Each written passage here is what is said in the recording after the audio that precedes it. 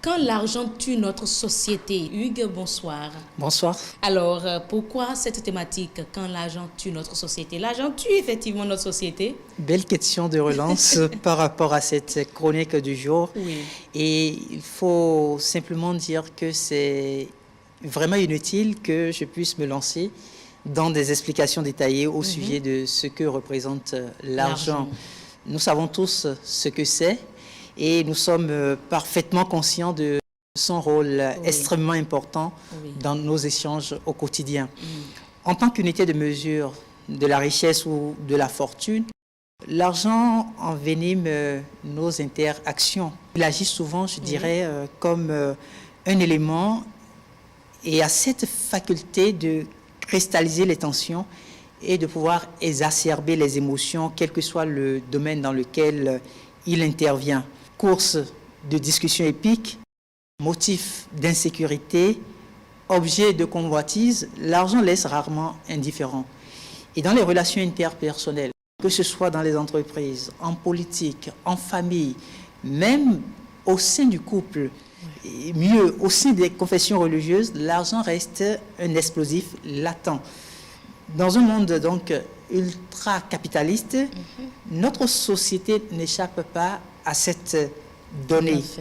Quand l'argent tue notre société. C'est ce qui donc amène le sage à pouvoir dire simplement que l'argent est le nerf de la guerre. Au travers des cultures et même au travers des âges, divers récits racontent que l'argent a été au centre de grands conflits ou de grands moments de bascule historique. Quand on s'intéresse par exemple à la Bible, il a juste suffi de quelques pièces d'argent pour que Judas Iscariote accepte de pouvoir livrer son maître Jésus-Christ.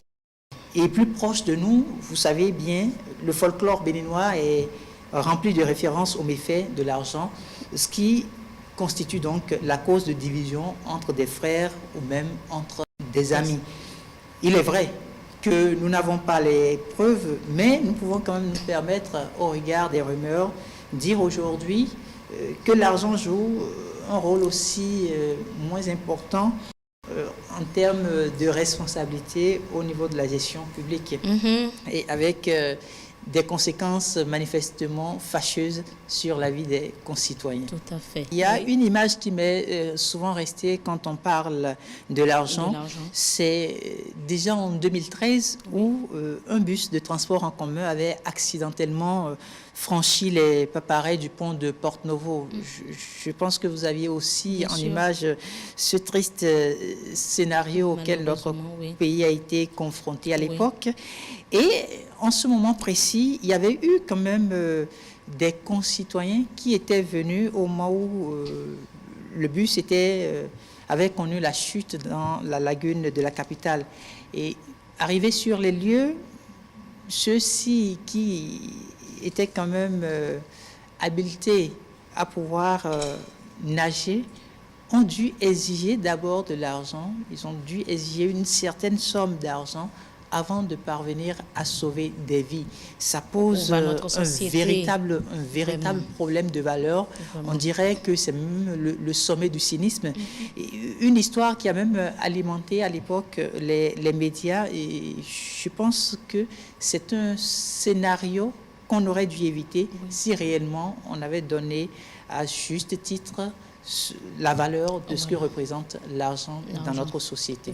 L'argent a tellement plus de valeur que l'être humain lui-même, malheureusement. C'est ce que nous constatons. C'est bien ça. Et peut-être que les téléspectateurs se posent la question de savoir, est-ce qu'il faut aujourd'hui, parce qu'on est en train de parler d'un nouveau type de citoyen, se désintéresser de l'argent?